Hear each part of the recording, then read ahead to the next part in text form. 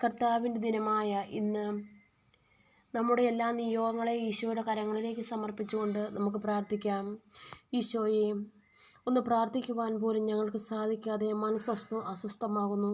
പലവിധ പ്രശ്നങ്ങളിലും വേദനകളിലും ബുദ്ധിമുട്ടുകളിലും കടബാധ്യതകളിലും ഞങ്ങൾ അകലപ്പെടുന്നു. നാഥ, ഞങ്ങൾ ബൈബിള് വായിക്കാൻ നോക്കുമ്പോൾ ഈശോയെ അത് വായിക്കാൻ പറ്റില്ല, അല്ലെങ്കിൽ കൊന്ത ചെല്ലാമെന്ന് ഓർക്കും. കൊന്ത ചെല്ലാൻ തുടങ്ങുമ്പോൾ ബൈബിള് വായിക്കാൻ തോന്നും. ഒന്നിനും ശ്രദ്ധ കേന്ദ്രീകരിക്കാനോ ഒന്ന് സമാധാനത്തോടെ പ്രാർത്ഥിക്കാൻ പോലും സാധിക്കാതെ അസ്വസ്ഥപ്പെട്ട് ആരോടും പറയാൻ പറ്റാത്ത വിഷമങ്ങളുമായി ഈശോയെ നീറുന്ന ഞങ്ങളുടെ പ്രശ്നങ്ങളെയും ഞങ്ങളുടെ കുടുംബത്തെയും ഈശോയുടെ കരങ്ങളിലേക്ക് സമർപ്പിക്കുന്നു. ഈശോയെ, വചനത്തിലൂടെ ഞങ്ങളോട് സംസാരിക്കണേ നാഥ. അപ്പോസ്തല പ്രവർത്തനം 3-ാം അധ്യായം. ഒരു ദിവസം 9-ാം മണിക്കൂറിലെ പ്രാർത്ഥനയ്ക്ക് പത്രോസും യോഹന്നാനും ദേവാലയത്തിലേക്ക് പോകുകയായിരുന്നു. ജന്മനാ മുടന്തനായ ഒരാളെ എടുത്തുകൊണ്ട് ചിലർ അവിടെ എത്തി.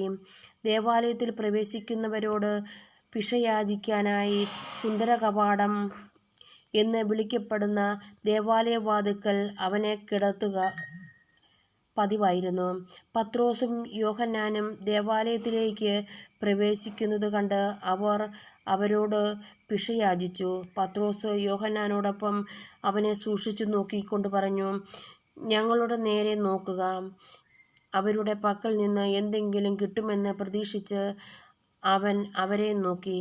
പത്രോസ് പറഞ്ഞു, വെള്ളിയോ സ്വർണമോ എൻ്റെ കയ്യിലില്ല. എനിക്കുള്ളതു ഞാൻ നിനക്ക് തരുന്നു. നസറേയനായ യേശുവിൻ്റെ നാമത്തിൽ എഴുന്നേറ്റ് നടക്കുക. നമുക്കും യേശുനാമത്തിൽ നമ്മുടെ നിയോഗങ്ങൾ സാധിച്ചു കിട്ടുവാൻ പ്രാർത്ഥിക്കുക.